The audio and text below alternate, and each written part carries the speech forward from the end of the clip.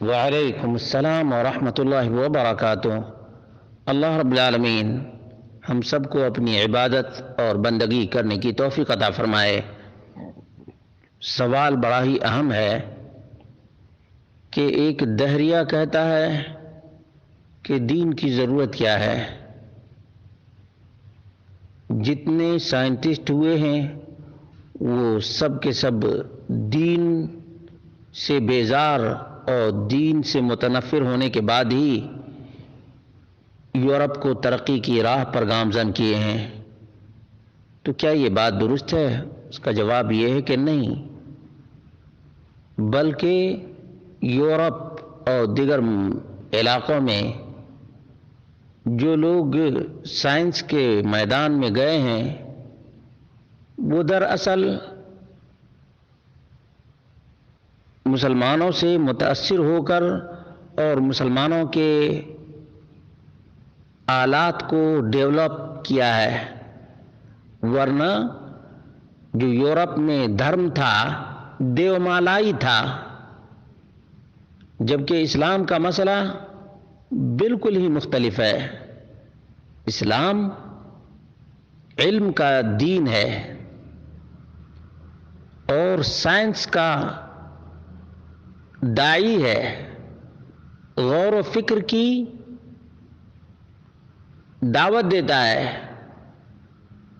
سیرو فی الارض، جغرافیہ داں سب سے پہلے مسلمان۔ اسی طرح سے افلاک، کواکب،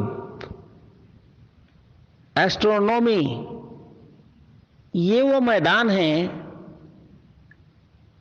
جن کی جانکاری کی ترغیب اسلام دیتا ہے۔ اسلام کو یورپ کے دھرم سے جوڑنا یہ بنیادی غلطی ہے اس آدمی کی۔ اسلام سوچ پر، ترقی پر قدغن یقیناً نہیں لگاتا، بلکہ اللہ رب العالمین نے ایجادات کرنے کا حکم دیا ہے،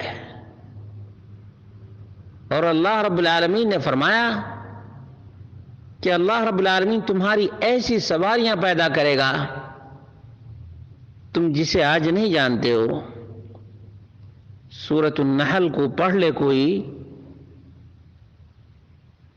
تو معلوم ہوگا کہ اللہ رب العالمین نے کتنی صراحت کے ساتھ اس بات کو بیان کیا ہے۔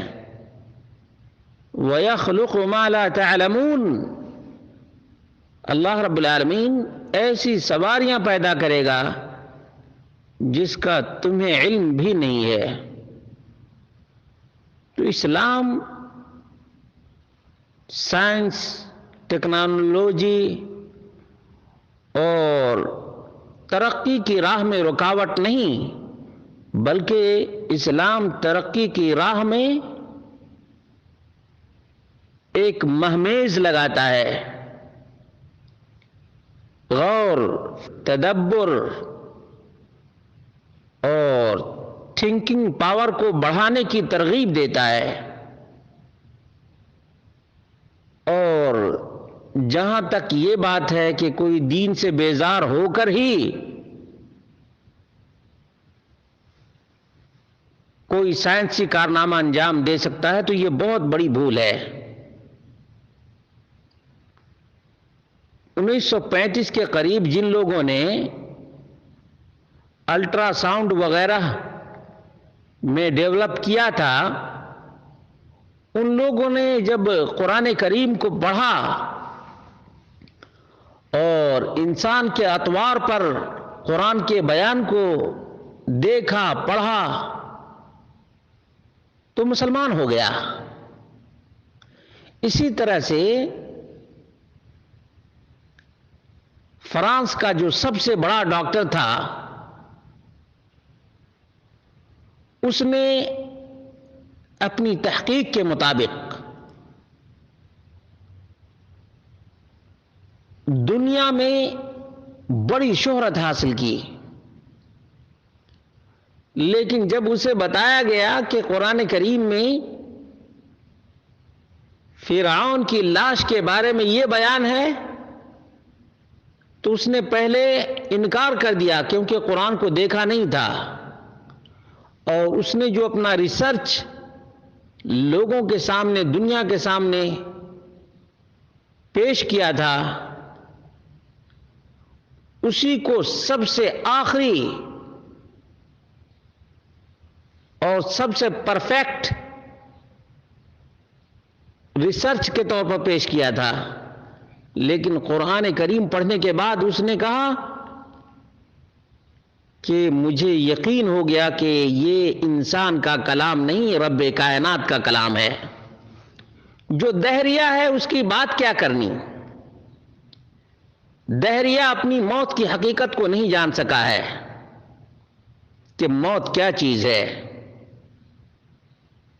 سائنس کو دیکھ کر مبہوت ہو جانا، حیران ہو جانا، یہ عقل مندی نہیں، اس لیے کہ سائنس ظاہری چیزوں کے تجربات کا نام ہے، جو مافوق الاسباب ہے، سائنس کا اس سے کوئی لینا دینا نہیں ہے۔